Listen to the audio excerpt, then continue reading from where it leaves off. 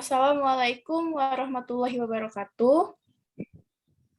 Assalatu wassalamu ala asrofil anbiya'i wal mursalin wa ala alihi wa sahbihi ajma'in amma ba'du.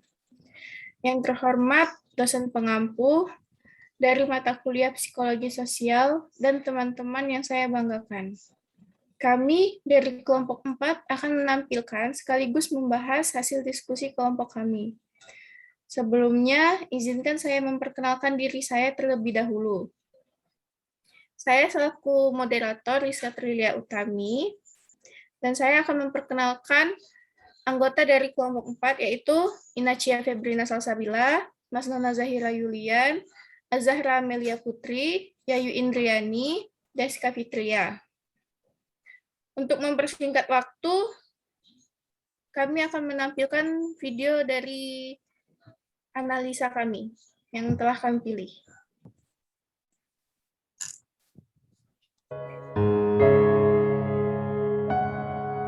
Indonesia sudah darurat kekerasan seksual. Setiap tahun jumlah kasus kekerasan seksual terhadap perempuan terus meningkat. Data Komisi Nasional Anti Kekerasan Terhadap Perempuan misalnya menyebutkan jumlah kekerasan seksual terhadap perempuan yang dilaporkan dan ditangani selama 2017 berjumlah 335.062 kasus. Jumlah ini naik drastis dari tahun sebelumnya yang sebanyak 259.150 kasus. Komisi juga mengatakan bahwa sebanyak 50% kasus perempuan yang melaporkan tindak kekerasan seksual berakhir dengan jalur mediasi, yakni dengan mengawinkan korban dengan pelaku. Inilah yang melahirkan pandangan permisif terhadap kekerasan seksual serta membuat masyarakat tidak berempati pada korban dan bahkan cenderung ikut menyalahkan korban. Pandangan seperti ini harus diubah karena bila ada kekerasan maka pelaku dan calon pelakunya yang harus dikerangkeng, bukan malah membelenggu kebebasan korban dan calon korban. Hal-hal itulah yang harus segera dibenahi bila kita ingin menjadi negara yang adil. Untuk itu, Dewan Perwakilan Rakyat dan pemerintah harus segera mengesahkan rancangan Undang-Undang Penghapusan Kekerasan Seksual. Undang-undang itu akan memperbaiki berbagai masalah di atas dan memberi landasan yang lebih kukuh dalam pencegahan dan penanganan kekerasan seksual, khususnya terhadap perempuan dan anak, dua kelompok yang paling rawan menjadi korban. Perundang-undangan yang tersedia sekarang belum efektif menangani kekerasan seksual. Undang-Undang Perlindungan Anak misalnya tidak memberikan kejelasan lebih lanjut tentang unsur tindak pidana eksploitasi seksual. Adapun Kitab Undang-Undang Hukum Pidana hanya menggolongkan para predator seksual dalam kategori perbuatan pencabulan dengan sanksi hukuman maksimal hanya 9 tahun penjara. Padahal, para predator seksual itu telah memangsa banyak korban anak-anak. Undang-undang baru itu akan menciptakan pranata pemberatan hukuman kepada pelaku kejahatan seksual sebagai upaya pencegahan sekaligus penindakan. Dia juga memberi landasan pengaturan agar tercipta keadilan bagi pelaku maupun korban. Salah satunya dengan bentuk pembuktian kejahatan tanpa prosedur yang berbelit, seperti dalam Kitab Undang-Undang Hukum Acara Pidana, tetapi lebih sederhana dan mudah bagi para korban. Undang-undang ini juga akan mengatur lembaga dan unit khusus untuk menangani kejahatan seksual, termasuk pendampingan psikiater dan dokter khusus bagi korban dan perlindungan hukum bagi korban dan saksi yang didanai anggaran pendapatan dan belanja negara. Dia juga menyediakan ganti rugi material dan imaterial kepada korban. Kehadiran undang-undang itu nanti akan menciptakan sistem hukum yang bersifat permanen dan sistematis dalam penanganan kasus kekerasan seksual. Tidak seperti sekarang, yang cenderung bersifat reaktif dan bergantung pada kepekaan polisi dan hakim. Hal terakhir ini telah menyebabkan korban bahkan dapat mengalami pelecehan berkali-kali, diperkosa pelaku, dilecehkan polisi, dan ditindas di pengadilan. Dewan bersama pemerintah sekarang harus lebih serius menangani penghapusan kekerasan seksual, terutama dengan segera mengesahkan undang-undang tadi. Tanpa hal itu, perlindungan terhadap korban dan proses penegakan hukumnya tidak akan pernah maksimal.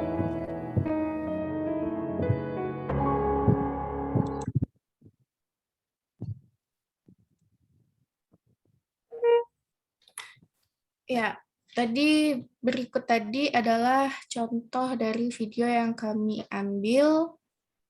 Selanjutnya, kami akan membahas video tersebut yang akan dibacakan oleh pemateri pertama. Pada pemateri pertama, dipersilahkan. Terima kasih moderator. Kekerasan merupakan sebuah tindakan nyata, aktual atau intimidasi secara semi-aktual yang dilakukan oleh pelaku kepada korbannya, yang berakibat pada korban menderita secara fisik, materi, mental, maupun psikis. Pengertian kekerasan tak luput pula membahas pengertian seksual. Untuk dibahas di sini, secara sederhana, seksual berasal dari kata seks, yang artinya adalah perbedaan biologis perempuan dan laki-laki, yang sering disebut dengan jenis kelamin. Dengan demikian, kekerasan seksual mempunyai makna, yaitu sebuah tindakan nyata, aktual atau intimidasi semi-aktual, yang berhubungan dengan keintiman atau hubungan seksualitas yang dilakukan oleh pelaku kepada korbannya, dengan cara memaksa yang berakibat korban menderita secara fisik, materi, mental, maupun psikis. Kejahatan kesusilaan secara umum merupakan perbuatan yang melanggar kesusilaan, yang sengaja merusak kesopanan di muka umum, atau dengan kata lain tidak atas kemauan si korban melalui ancaman kekerasan. Kembali ke moderator. Terima kasih. Baiklah, terima kasih. Selanjutnya akan dijelaskan atau dibahas oleh pemateri kedua. Kepada pemateri kedua dipersilahkan. Baiklah, bentuk-bentuk kekerasan seksual. Yang pertama ada pemerkosaan. Kekerasan dalam bentuk pemaksaan hubungan seksual dengan memakai penis ke arah vagina, anus atau mulut korban. Yang kedua, prostitusi paksa. Situasi di mana perempuan mengalami tipu daya, ancaman, maupun kekerasan untuk menjadi pekerja seks. Yang ketiga, penyiksaan seksual. Tindakan yang menyerang organ dan seksualitas perempuan yang dilakukan dengan sengaja. Yang keempat, eksploitasi seksual. Tindakan penyalahgunaan kekuasaan yang timpang atau penyalahgunaan kepercayaan tujuannya untuk kepuasan seksual. Dan yang kelima, pemaksaan aborsi. Pengguguran kandungan yang dilakukan karena adanya tekanan, ancaman, maupun paksaan dari pihak lain. Kembali ke moderator. Baiklah, terima kasih. Selanjutnya akan dibacakan oleh pemateri ketiga. Kepada pemateri ketiga dipersilahkan. Dampak kekerasan seksual dalam psikologis. Kekerasan seksual ialah sesuatu hal yang keji yang dilakukan oleh oknum yang tak bertanggung jawab atau bisa disebut manusia hiperseks terhadap remaja atau kalangan wanita muda.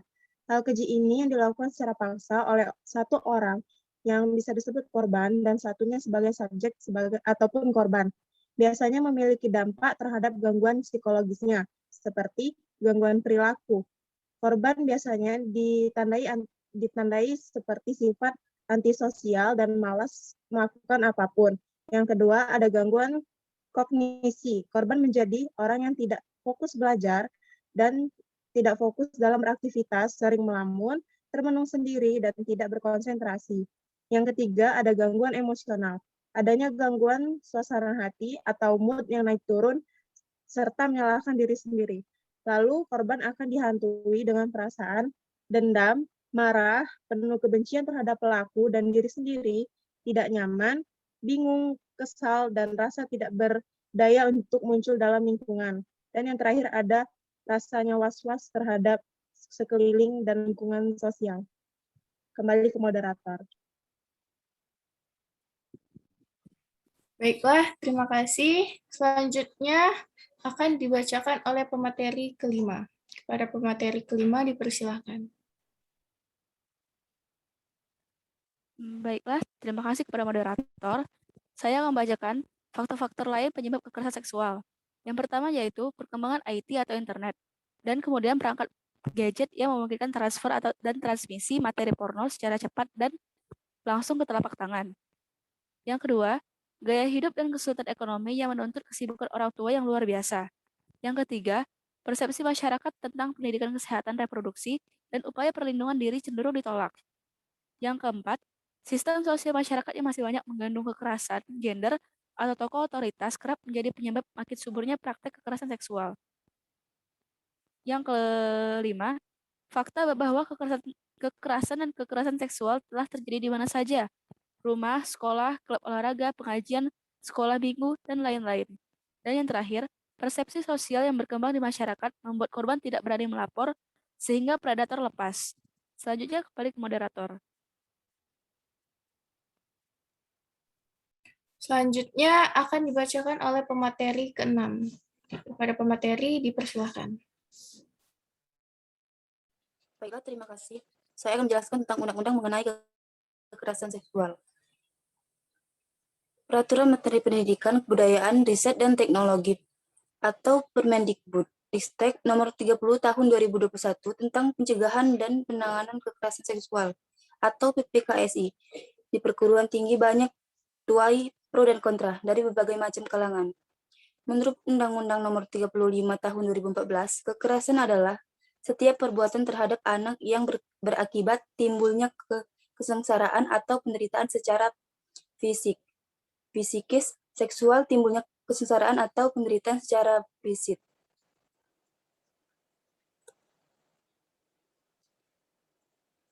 Termasuk ancaman untuk melakukan perbuatan, pemaksaan atau perampasan kemerdekaan secara melawan hukum.